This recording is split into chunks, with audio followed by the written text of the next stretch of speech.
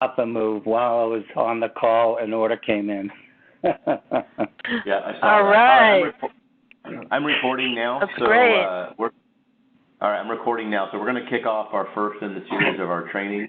It's going to be kind of the high-level data center overview, as well as we're going to touch on assessments. I'm going to kick it over to Rob, and Rob's going to go through the training, and then when we're done, I'll end the recording, and we'll archive this. So with that, Rob, the floor is yours. All right. So I'm going to mute my phone. It up, Sam. Yep. So thanks for setting it up, Sam, and thanks for everybody else for kind of reconnecting here. So like I said, I guess when we talked about setting these trainings up and just recently on the sales call, this is going to be a two-parter. I don't have any intent on it taking 90 minutes, but certainly if there's questions, we can go the full length. That's not an issue. The first part of this is real high level, kind of what is a data center type thing. I would say 90% of the people on the phone kind of, this ought to be no new news to you. There might be some things you can glean out of it. Laura's here sitting with me, so she's going to learn a lot for both, but maybe the second part may be more applicable to the masses out there when we talk about our assessment and CFD services, especially because we just had that initial web blast earlier this week, so that's why we kind of bundled the two. So again, the first part on the data center, real high level. And we'll kick it off, kind of what is a data center. So like you go to a Wikipedia and they have kind of these are people that write this, and it can be real close or not so close, but there's some kind of interesting things when you look up definitions of things, some commonalities, and you see the word facility there with data center, you see it. The words redundant or backup as it relates to power. They talk about environmental controls, cooling, fire suppression, and securities. And look at that last sentence there. It's pretty comical. I thought a large data center using as much electricity as a small town. Kind of true. The Equinix data centers here in Secaucus, New Jersey are the second largest consumer of electricity in the state, next to Newark Airport. So, kind of correct in that statement. Another definition I saw also, focused on, and I've got them kind of highlighted there in red, on power and cooling and space, and a physical facility that houses the sufficient space for all the infrastructure and equipment. So, you've got some data centers there and definitions there, but, as everybody knows, that's a very loose and general term, and there's lots of shapes and sizes and connotations to what people refer to as quote-unquote their data center. Some are small, couple hundred square foot rooms, and then you scale all the way up to some of these large hosting environments that are well in excess of 1 million square feet and, never go down. So just some high-level definitions there. Key terms: power, space, cooling, facility. Those are all words that are kind of foundational and kind of what we do here at Critical Environments Group. So as it relates to what it might look like, kind of here's like a angle down from the top, and we'll just start talking about some key elements. I would say that what we're looking at here may be classified more like an enterprise data center, more on the larger side, if you will, based on how the supporting infrastructure plays out. So what we've got to start with is, data centers. If you haven't taken a tour, you might want to ask a customer that might be friendly to you to give you a tour. It's having your eyes and listening to them on a tour of a data center can be a pretty enlightening thing, because now you can visually correlate kind of some of the things you read or hear us talk about, or what some of your customers ask but you've never really seen before. So you've got usually you've got some real kind of critical power infrastructure supporting a data center. So, you've got some external outside the data center components, which probably are in the large genset kind of arena.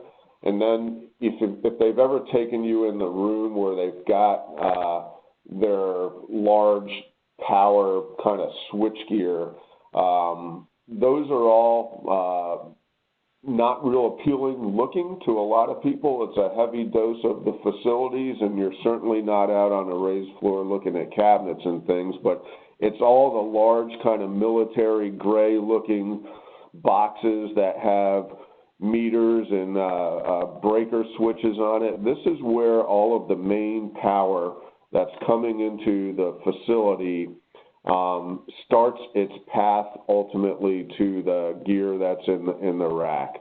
So you've got transformers in there. I mean, it's usually kind of noisy. They usually have some of their own cooling going on in there. They have transformers. They have big circuit breakers in there. They have transfer switches, and a transfer switch just kind of does kind of what it sounds. It takes power from the street that's normally your main input to the facility, and should that kind of go out from an outage standpoint, you want to immediately be able to switch over to a generator to start up. And once those generators are start up, you switch this transfer switch, switches the input of the electricity from your utility to the generator. And that's all kind of happens seamlessly. People kind of take for granted what's going on back here, but it is a very important kind of aspect to the topology and the layout of a data center. And we'll talk about kind of how that's set up a little bit. Obviously, UPSs, we're all familiar with those. Those are part of the critical power infrastructure. Everybody knows that a UPS is there to design to provide some backup runtime in the event of an outage. I think in our world, for the most part, and what Kevin sells is a little bit different, and we'll talk about that in a little bit. But a UPS usually comes along with a large string of batteries to help assist it with the runtime when there's no input power. 99% of the time, a UPS is just conditioning the power. Power's running through it, taking maybe a dirty sine wave on the input and making it nice and clean on the output. But when its input goes away, it switches to batteries, which is another room that could be a huge string of batteries, and that provides the necessary runtime. And again, on a larger size data center, you don't need as much runtime because you have generators outside or in a different part of the facility that are going to fire up, and the UPS is just there to give you some ride through until the generator starts up and the transfer switches switch power over to the generators. PDUs, so power distribution units, those things take kind of two meanings in our world. We talk about them in two different connotations. In this case, and what I'm showing here, these kind of units against this back wall would represent those. And the best kind of analogy I can give is, this is the circuit breaker box in your house. Usually the output of a UPS feeds into these larger boxes on the floor, these floor standing PDUs, and from there, they usually have a panel board or a distribution panel associated with them, from which all of the whips, the actual wires that end in an outlet, whether they're being strung under a raised floor or overhead in ladder rack or in an overhead busway, at the end of those whips is an outlet, and that's what the power strip, which we also refer to as PDUs, those are when those power strips in your cabinets or the input cords to another floor standing piece of gear get plugged into. So everything comes from the street or from a generator in the switchgear to a UPS, out of the UPS to a floor standing PDU, and then distributed out to the cabinets.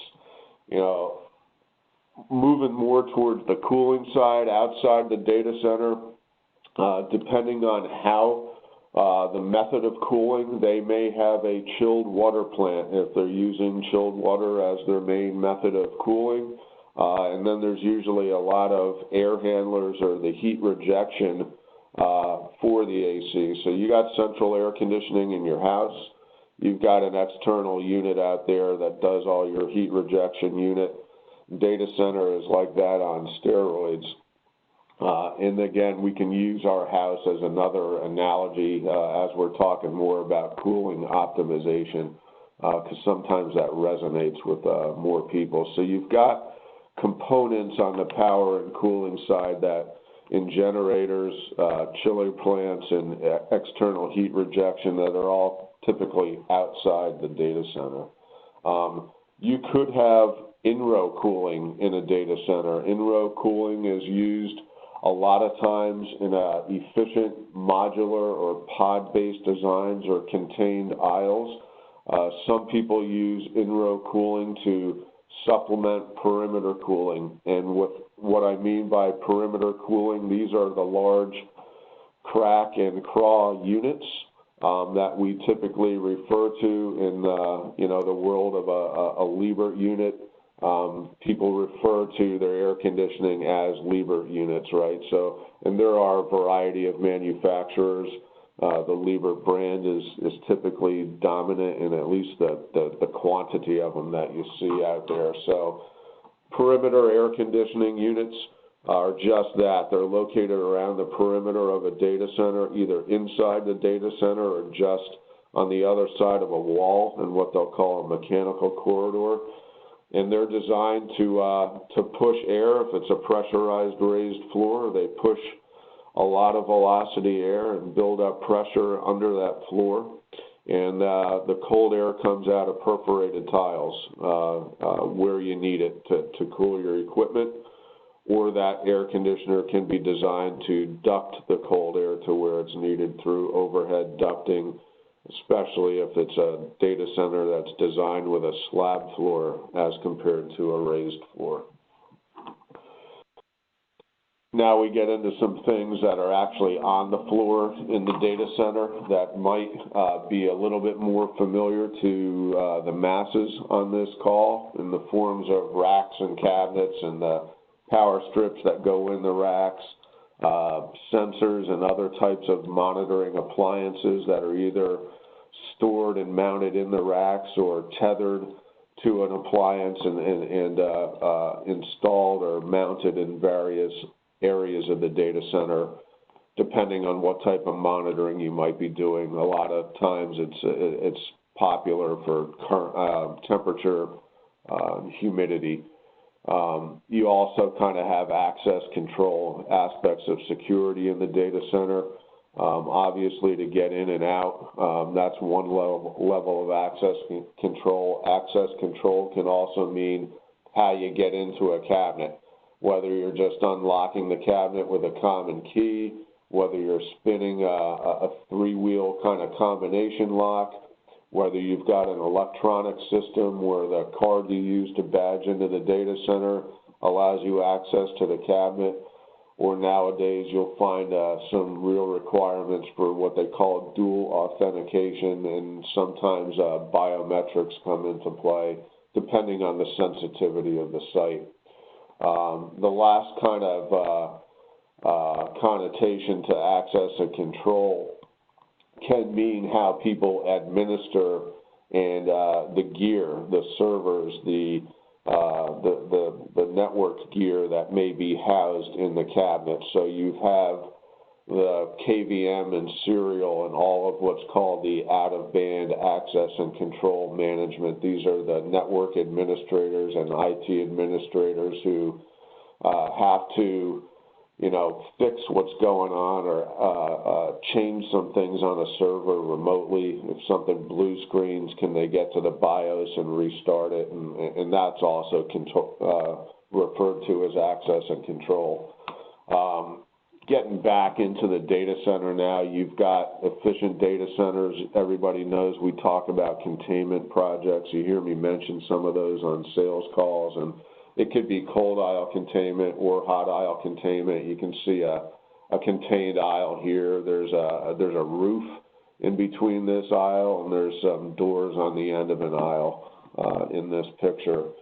And lastly, you've got some kind of network operations center. There's typically an operations center associated with a data center. In days past, some of this equipment may have been inside the data center, and as our expertise has evolved, it's been proven that a best practice is to have the operations center adjacent but not in the data center. These are your large panel displays and screens and some customized furniture where people actually sit and monitor what's going on, from the network to the actual infrastructure to some of the monitoring that's going on inside the data center. They're getting alerts, and depending on how they communicate, the alerts could be infrastructure related, they could be IT related, and that's where this term DSIM, data center infrastructure management, comes into play. Some people run a sophisticated program that's referred to as a DSIM tool, where all of the alerts, whether it's IT, facilities, so they have a single pane of glass and a single input and a single system to look at to manage the alerts. Finally, I don't know what's going on up here. Oh, that's the participant thing. Whoops. So I did something bad, Sam. Exit full screen. So up here, this little box was more kind of the ancillary things: surge suppression, fire suppression. We talked about perimeter cooling and controls. So controls can kind of tie into monitoring. Some people use some sophisticated controls with their cooling systems to vary how much cooling is being provided by a particular unit. Those are the more highly efficient data centers, and the term usually used there is what's called a VFD, a variable frequency drive, and that just allows the motor to spin at different rates depending on the demand that's put on the cooling unit. So,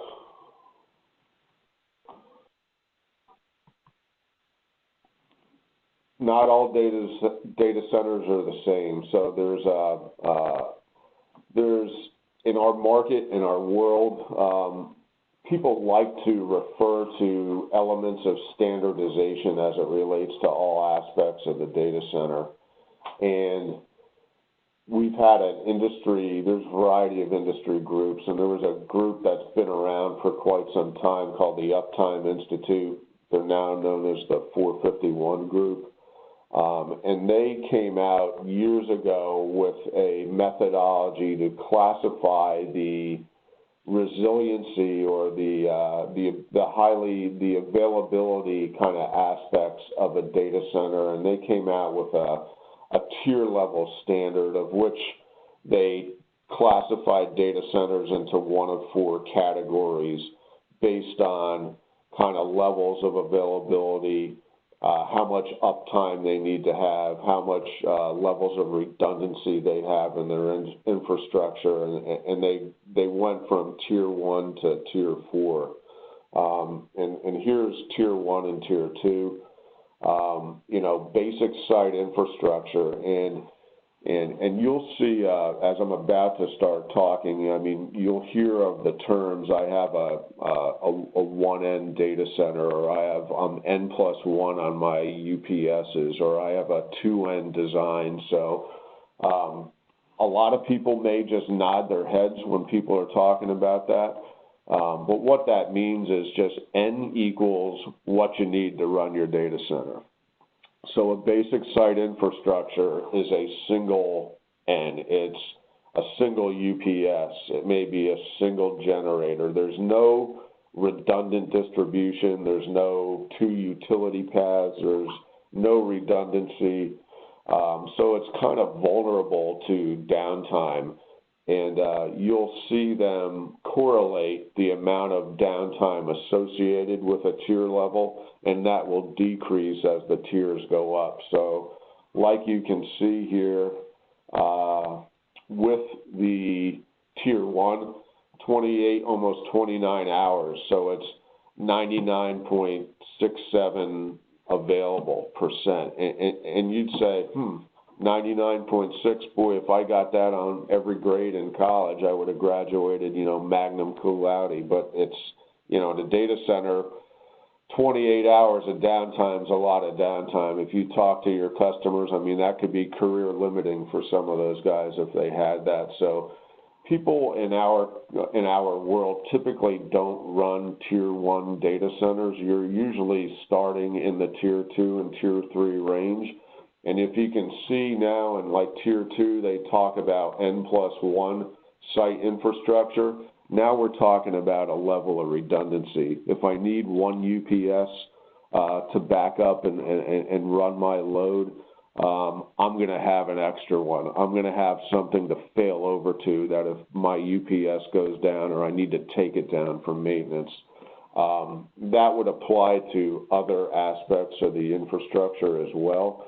And you can see also that the availability or uptime now has gone up a little bit to 99.7 and the downtime a little bit down to 22 hours. But once you get into the tier 3 and tier 4, now we're talking about more of the common data center topologies that we run in today and that our customers operate today. So you're now applying that N+1 infrastructure to the UPS and to the cooling. You may have multiple paths of electrical inputs. You could have 2 service providers, 2 utilities providing power. And the real key in a tier 3 and tier 4 is what they call concurrent maintainability. And concurrent maintainability is just that. I can take a UPS down to do maintenance on it and concurrently maintain my uptime. Nothing else comes down. I'm not subjecting or vulnerable because something else is taking over for the piece of gear or the equipment that I'm trying to maintain. Now we're down into a serious or up into a serious amount of site availability at 99.98% and only 1.6 hours of annual downtime, and that's a significant jump from tier 2 to tier 3.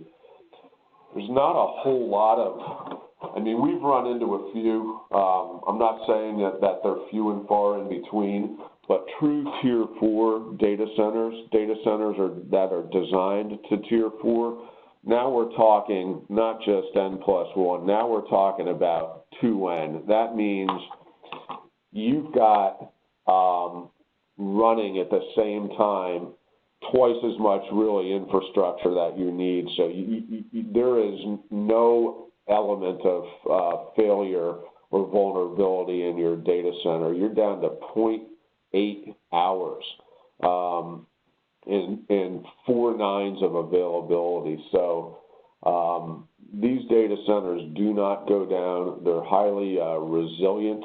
They may have been specifically designed as a data center for tier 4. You usually don't see a lot of tenant designed tier 4 data centers because now you're not only have a 2N design on your infrastructure, your physical building may have been designed to be highly resilient, earthquake proof, hurricane proof, nowhere near the flight paths of airports nearby, all of those types of things, no flood zones. So all of the aspects around the physical facility, the geography, et cetera, would come into play in a highly available tier 4 data center. So what's cool about all of this, I say it across the top, you look at those new brochures you got in our line card and everything that's in there, we really can provide it all. And as turnkey as we can get it would be obviously panacea for us, from consulting on the front side to identifying the equipment and solutions, to identify the opportunity, providing service contracts on the back end for the equipment we sold, and ongoing support. Now, are we all experts on parallel switchgear? Are we experts on external generators and chiller plants and heat rejection? In some applications, in some opportunities, we might be that person. We could be that trusted advisor where you've got a customer that has a need that doesn't have expertise on staff. So there may be sweeter spots in our offering for us, or some pieces to our offering that may be more foundational to what we do as a business. But everything I showed on that kind of exploded view of the data center, there is either a vendor or a product in our line card that can accommodate that. And I think to a degree we've all touched in some of those areas. So it's really about knowing your customer. It's about knowing the opportunity. It's how they are. Is it a bid situation like Dave gets involved in? Is it a highly specified solution like a flywheel, UPS like Kevin sells? Those are all unique, kind of acute requirements. But again, there is a vendor and a solution in our offering that touches all of that stuff that you saw. So really, we are a full solution provider for an entire infrastructure. So we should feel pretty good about what we can pull out of our bag. Not for this call, but I know in my past life, a lot of times there was a discussion as to what vendor or what product, or how do I know what to pull out when, and that's a whole different discussion for a whole different time, because there's a fair amount of overlap, as you can see, from our vendor offering and some of the products that they bring to us. So I'm going to move now into the kind of the second piece, if you will, of what I've been asked to talk to today. So Sam, I've got this little block. I guess I can move it out of the way. What block? In the top right, at least I see something that's we don't see it. We don't see it, Rob. All right, cool. All right, so I'm going to talk about, kind of start off on two consultative solutions that we offer as a company. One is just referred to as an optimization assessment, and the other is what's called a CFD study. And they sometimes get kind of performed or conducted in conjunction with one another, or sometimes they can be standalone solutions by themselves. So we're gonna look at this and treat them as standalone solutions so that you can kind of understand the difference. And then I've got some supplemental materials. I'm going to be switching between this PowerPoint and some actual documentation. So an assessment of a data center, the way we propose it and market it is really a vendor neutral. So we're not coming in there as HP or IBM or Sub-Zero to, at the end game is to sell as much of their own gear and show the customer why they need to be an all HP or an all IBM or all Sub-Zero type shop. So the vendor neutrality of our offering is not to be overlooked as a selling feature, and certainly something that ought to be highlighted if you're engaged with a client who's interested in an assessment. I talk about the holistic analysis, the ability for us to take a look at all aspects of the data center, the facility that data center is housed in, the geography of that data center and where it is in the country or in the state or in the community, et cetera. So we take a look at a variety of different aspects within the data center, and I like to simply say that we're providing the client back with the data on their data center, which is a huge, important kind of it's almost like a Bible on their site that they may not have. And again, there may be customers of yours that outsource certain aspects of their data center.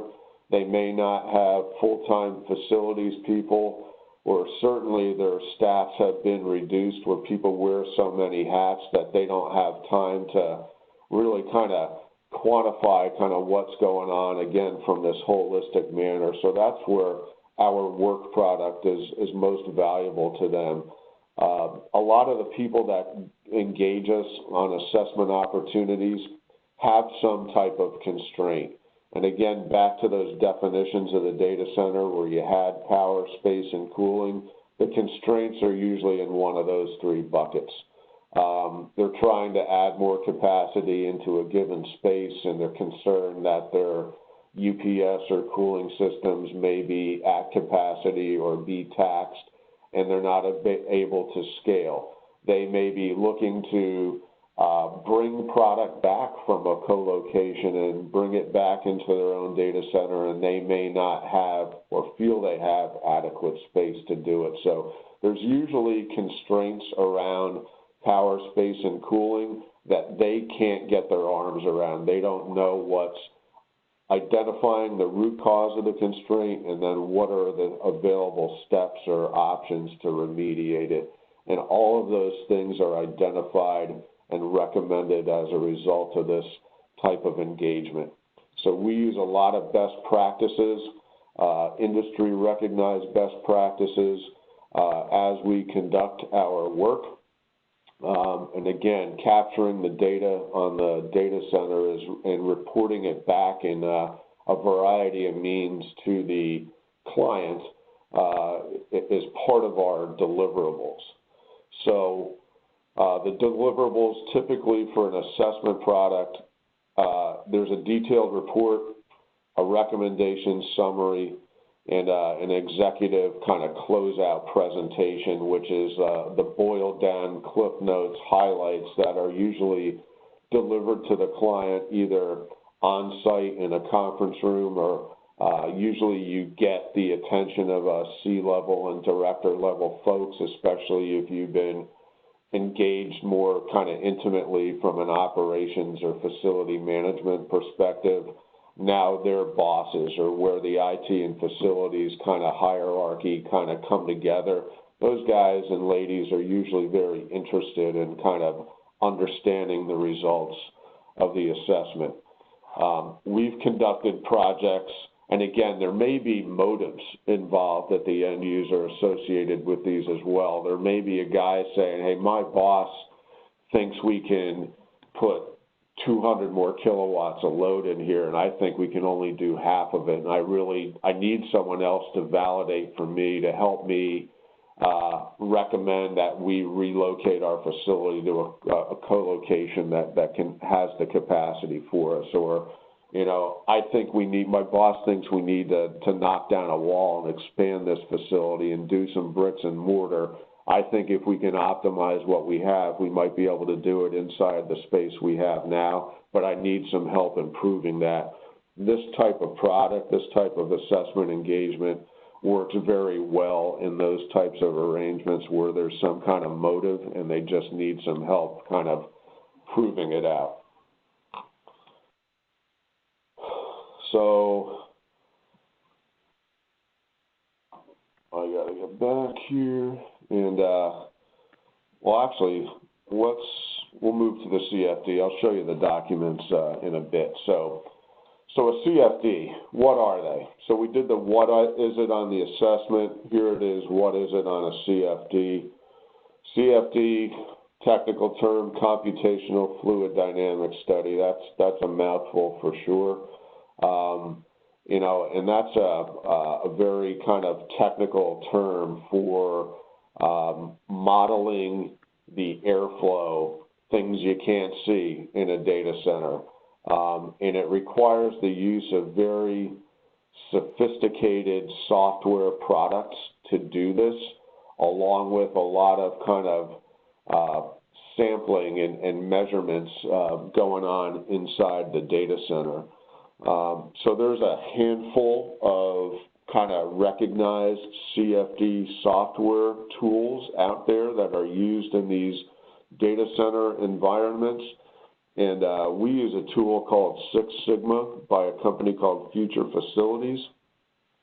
And that's generally regarded in the industry as the Cadillac, as the high-end software tool. And, you know, we're lucky enough to have a guy on staff, and maybe the staff will be growing a little bit more with this type of expertise. But Anthony Janello is as talented as a modeler with this program as the folks at Future Facilities themselves are.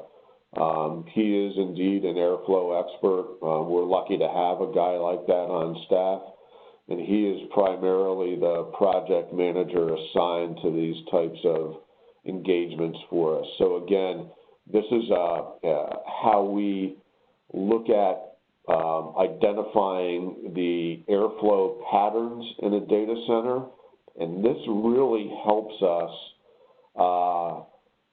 do some of that root cause identification. And once you identify the root causes of any type of constraint, now you know the options you have to try to remediate it. Because if you're just kind of throwing stuff against the wall to see what sticks, that's a lot of time and money, and there could be some more waste created by not doing it properly. So there's a lot of detail that goes into a CFD project around the physical dimensions, the types of equipment, and you can, it's one of those tools where the classic garbage in, garbage out really applies.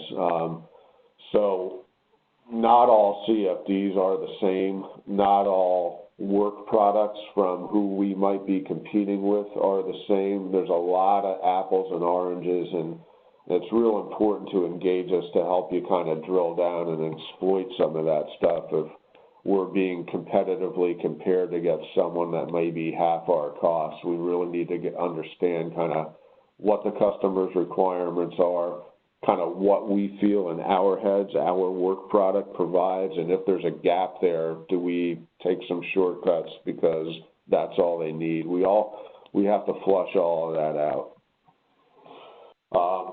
So on our CFD studies, why are we different than the others, right? So here's some key things. So we use the top modeling tool, again, Six Sigma by Future Facilities. The level of detail we provide is huge. We do everything from above the floor in the ceiling, below the floor, you know, under the raised floor, incredible levels of detail at the rack level.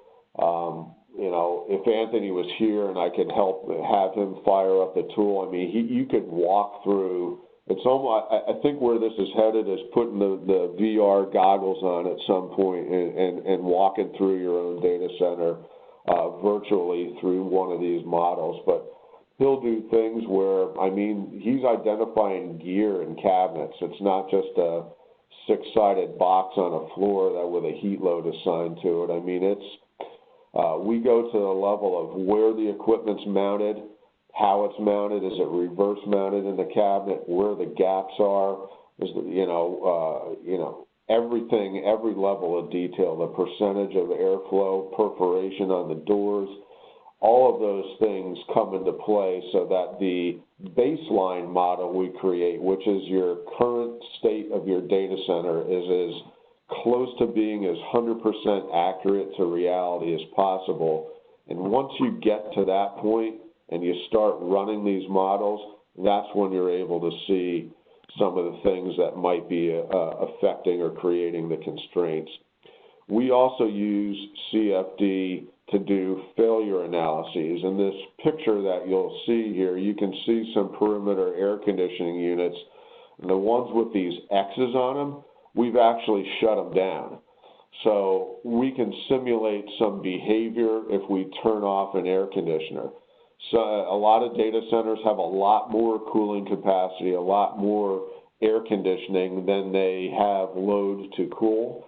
And it's because of inefficiencies in their airflow systems that they need all of this excessive cooling. So back to the analogy of your home, if you wanted to keep your house at 68 degrees in the summer, but you left all your windows open, you need a whole lot of air conditioning to keep your house at 68 with the windows open. And some of these data centers are just that bad. So we go in and find where the windows are open and show them that you can, if you shut the windows, you don't need all this air. You're not spending all this money on electricity. That's way oversimplified, but that's kind of what we're trying to do with an end game.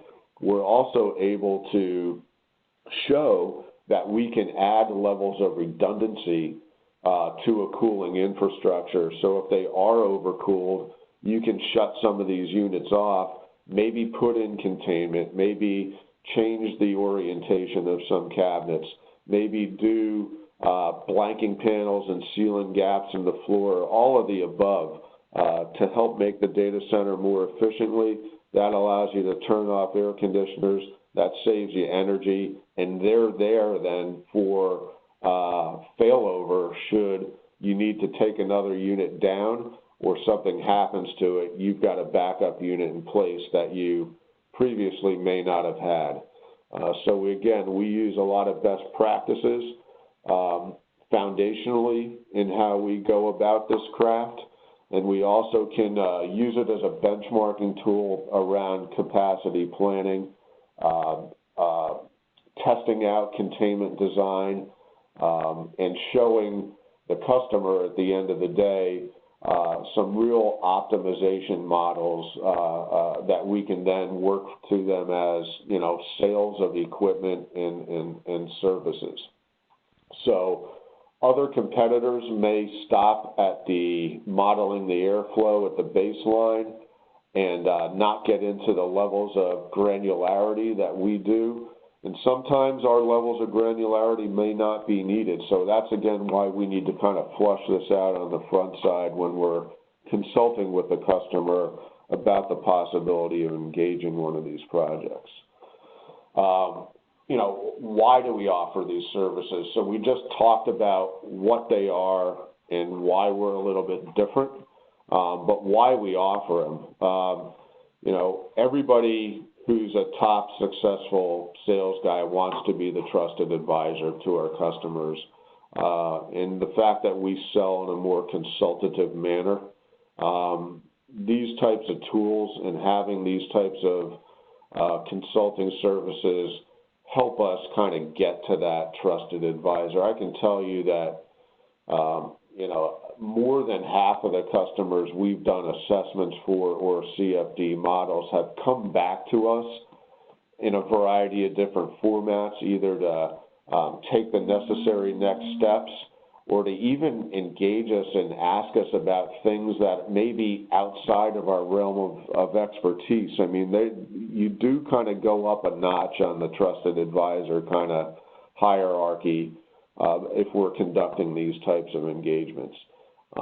We certainly use them sometimes. It's not, why we do them, but it is a competitive differentiator. Make no mistake about it. Some of the people we may compete with equipment about, the fact that we can do turnkey solution services and consulting engagements, including these assessments and CFDs, that may make us a lot more valuable, especially if the end user may be doing some vendor consolidation. I also look for the output, the way we provide our recommendations as a qualified lead for us now to go after the equipment and the service opportunities that come as a result of these engagements. So you'll see we provide a recommendation summary as one of the deliverables, and the way we kind of present that back to the customer is kind of the low-cost, high-value things that may not be as expensive, but you can get some high degrees of benefit from them out of the chute, all the way to, you know, your higher cost, higher value types of solutions that may require budget allocations, et cetera. Depending on where you read and who you talk to, and that's involved in consulting, that has you know, equipment as a recommendation, people will say that for every consulting dollar, you can realize up to $10 of product or solution sales. So this really enables us to cross-sell, again, that qualified lead in the bullet above it. So it's kind of true. I've seen it in the $5 to $10 range based on product sales we've been able to make as a result. So you do a $25,000 assessment or CFD, and the recommendations could yield up to $250,000 in product and services coming as a result of it. There's also a recurring revenue potential with the CFD, which is, I'm sure, near and dear to the ears of our leadership. We've had customers enter into kind of annuity CFD services for us, where they'll start with an initial project, they'll implement some of the recommendations, they'll call us back in to do another CFD to validate the models that we provided to them, and then to look at the next nugget, the next aspect of optimization that we can provide. So there is a potential for a recurring revenue associated with these types of consulting solutions. So we talked about what they are, why we do them, how we're different. We're going to talk about how we propose them now, because these don't usually go out as kind of quotes with line items on them. Both of these engagements start with what we refer to as a statement of work, or SOW, as compared to a quote. They're typically developed, they start off as a boilerplate document. They're developed for each client engagement specifically. Typically, we've been talking to them several times. We've done either a webinar, they've shared drawings with us. We've gone, ideally, we go on site to put our eyes and ears and meet with them.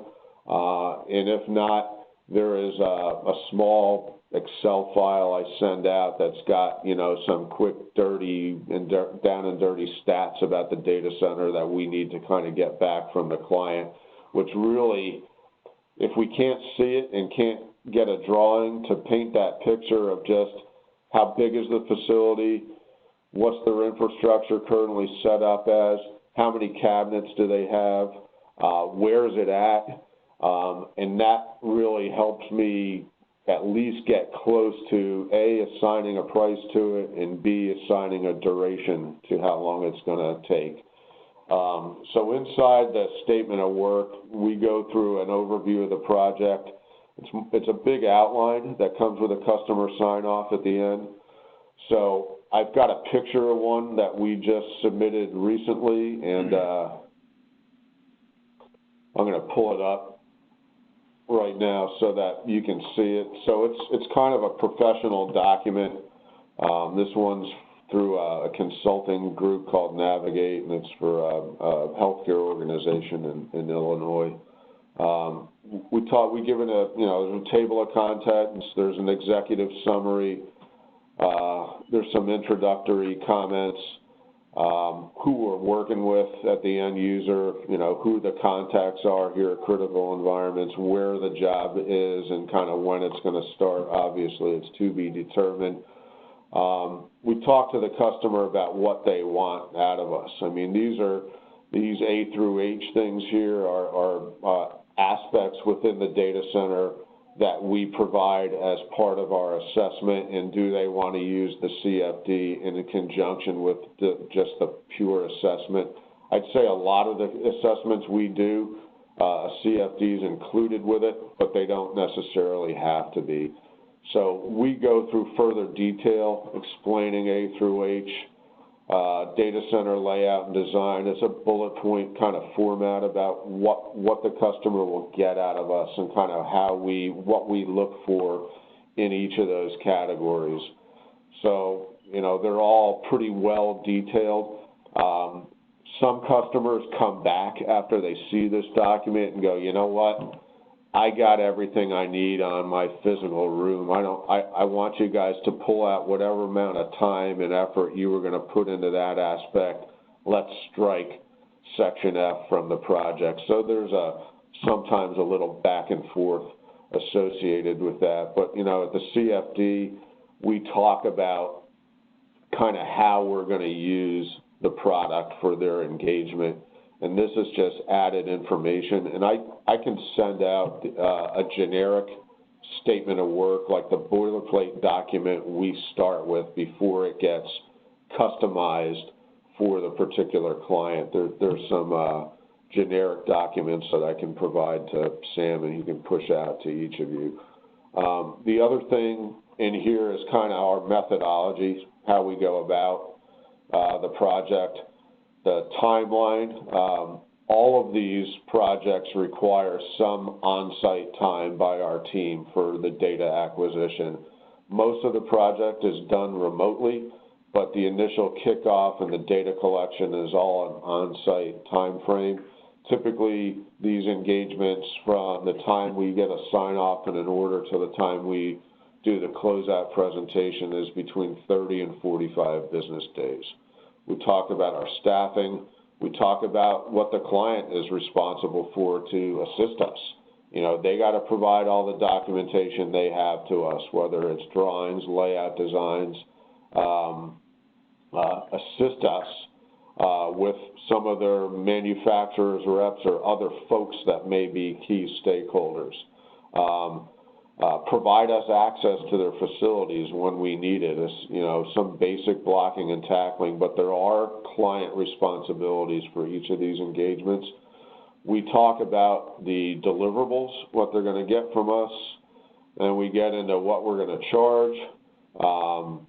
In this case, we're asking for money up front, and then a staggered billing. We do bill travel above and beyond the cost of the project rate. Some people want to see travel bundled in and want to see a not-to-exceed number. So there's some ways to tweak the pricing, but make no mistake about it, your customer is paying for our travel and our expenses in addition to what the engagement's going to cost. We do assign a quote number to it, so that there's something they can reference and something we can reference internally, and then there's the sign-off. So that's an example of a statement of work. Hey, Rob, I have a couple questions and maybe you covered it in a way, but so kind of starting back a little earlier from the sales perspective, when do we do an assessment versus a CFD, and how do we engage that conversation to start, right? So we want to start with just first the conversation to say that we have the capabilities. How do we determine what we're going to do, number one, and then number two, what, if anything, do we charge? Our assessments kind of free, and the CFDs we charge, which takes the 30, 60, 90 days. Kind of a lot of questions, but how do you kind of start from the beginning with the conversation? Yeah, so that is a good question, and I can tell you in the early days of these, as these kind of offerings evolve, there's a fine line between what we do as value add to our client for free as it relates to just getting to that trusted advisor and where we start needing to charge money, right? So a number of the people on the call will drag myself or Anthony or someone else out in the field to do a walkthrough. And I guarantee you, when we do those walkthroughs, whether we're there to pitch a particular product or talk to them about something specific that the call was about, when we go through that walkthrough, when you go on that raised floor, two things happen. One, your client is a lot more free-flowing with the information about his or her data center and is a lot more comfortable talking to you about what's going on when you're in their environment versus across a desk or a table for lunch. Secondly, we always walk away with identifying something we can sell, whether it's through a reseller and a channel partner on the channel side or direct side. There's always something we see that they walk by every day. If you're there talking to them because they say, I got a hotspot problem, I can't quite figure out what I need to do to fix it, or even what's causing of it. Sometimes when we go there and look at those things, we'll say, I can see right away what's causing it. You did this, and we'll get back to you with a write-up on a couple different ways to remediate that. Mike Barbarick's a great example. At Neutrality Properties in Philadelphia, he took Anthony and I in there. We went in there to pitch Aurora to them and look at maybe making cages for some of their smaller suites they were looking to expand out. And it turned into airflow optimization and containment design, and which really resonated with them, and it turned into a DC power monitoring solution. So there may be something we can sell based on what the call was about, and there may be a lot more that you didn't even realize till you got there, and that's why these walkthroughs are important. So we did a quick write-up and sent it back to him, pointed out a bunch of different things. There was no charge to them. It helped Mike get kind of up the food chain as the trusted advisor. They actually invited us back to talk about more specifics around some of these things, and it just helps you become more ingrained to that end user. If we walk through there and they say, I've got the same heat problem and I'm not sure what's causing it, and there's a lot of complexity going on, they got racks going two different ways, and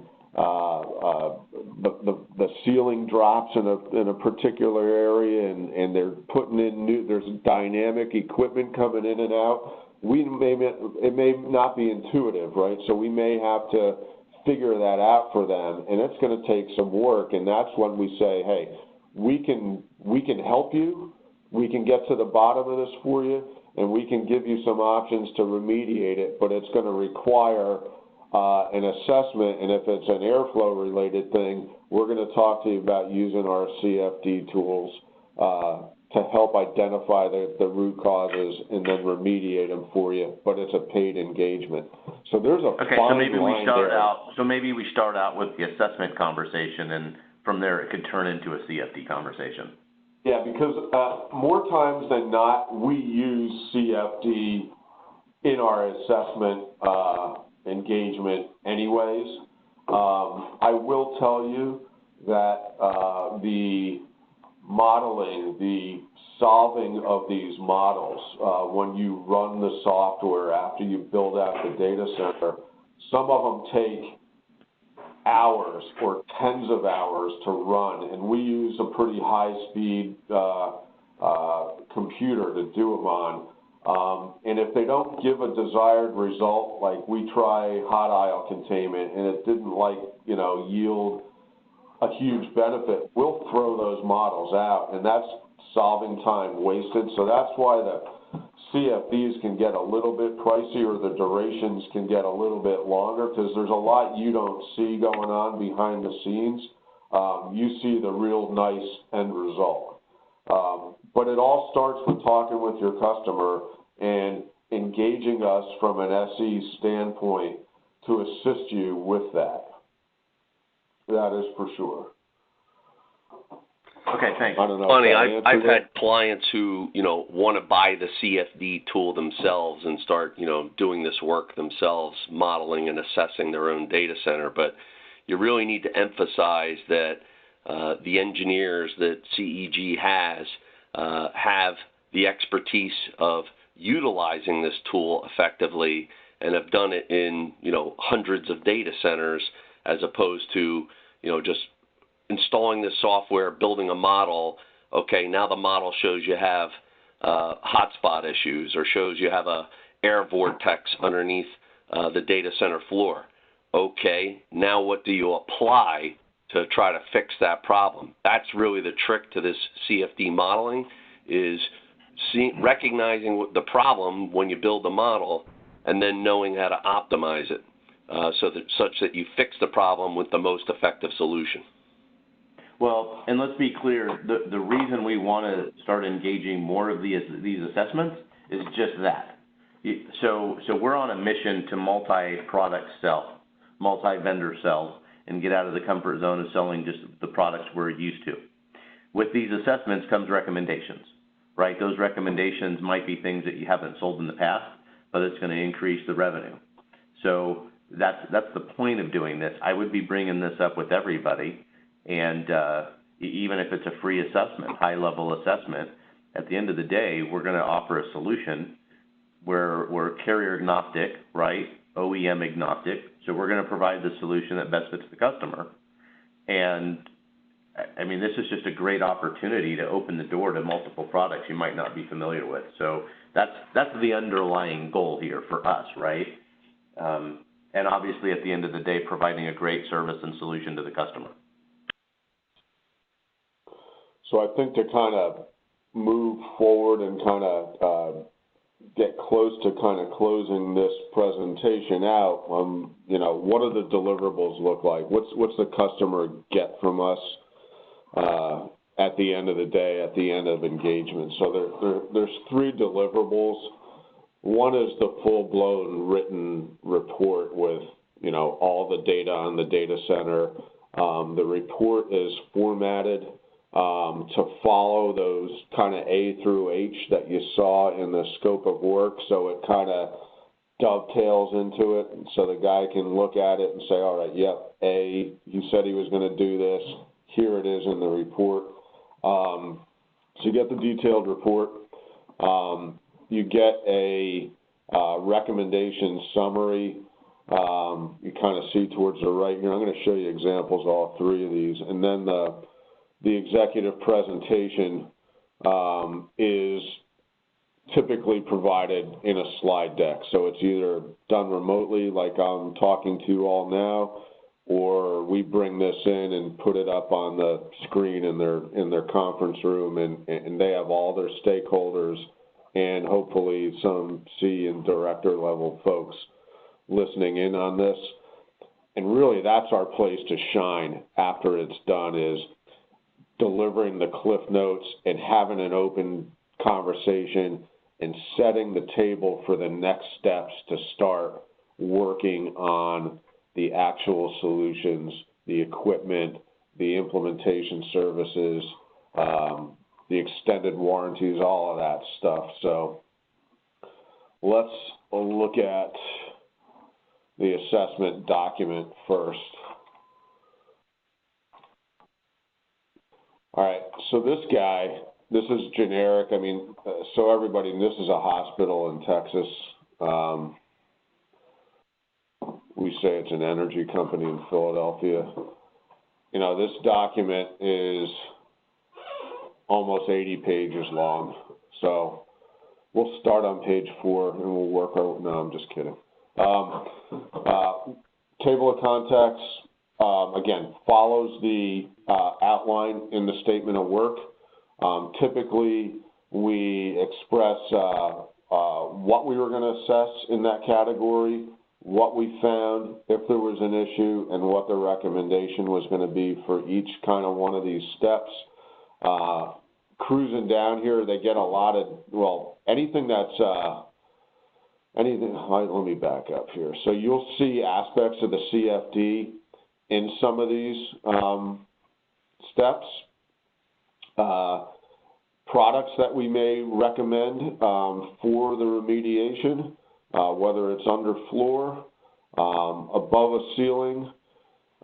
You'll get to the thermal loads. There's a lot of metrics. There's a lot of heavy math involved in some of these things. We talk about, the rating of their equipment. how much energy they're consuming. We'll put screenshots of the CFD.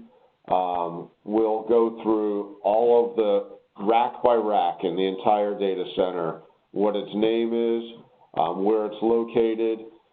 We derate all of the power if we're using nameplate. We do have a pretty large equipment library, built on the back end with a lot of this information. Again, this is a lot of data on their data center. Here's a good picture of that switchgear, that gray stuff with the breakers and whatnot I talked about in the topology overview initially. Their gensets, chiller plants, we go through all of it. Here we're talking about their UPS systems, the power factors, what they're rated at. They don't have a lot of this stuff in one concise. This is a Bible for their data center, and it's a lot of granular detail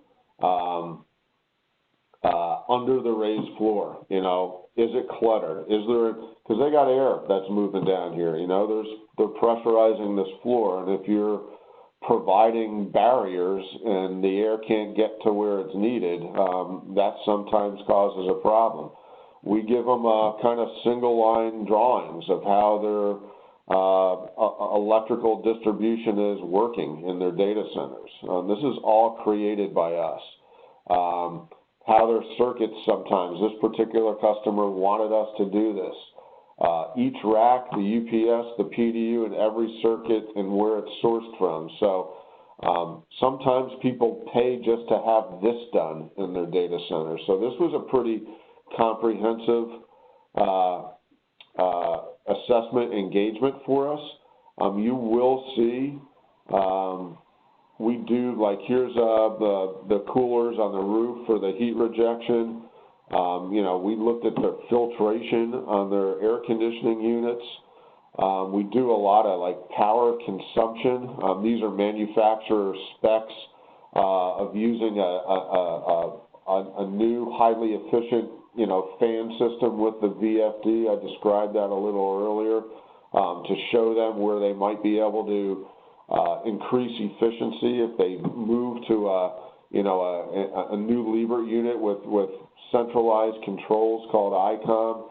That was a recommendation. So on and on and on about the data on the data center, and it just follows. So here we get into the tiering definitions that we talked about, the different types of tier levels of the data center.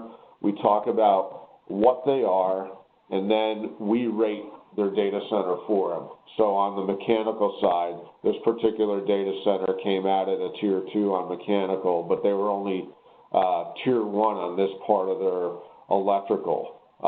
So they knew where they had vulnerabilities in some of their key aspects of their infrastructure. We did all of that for them as well.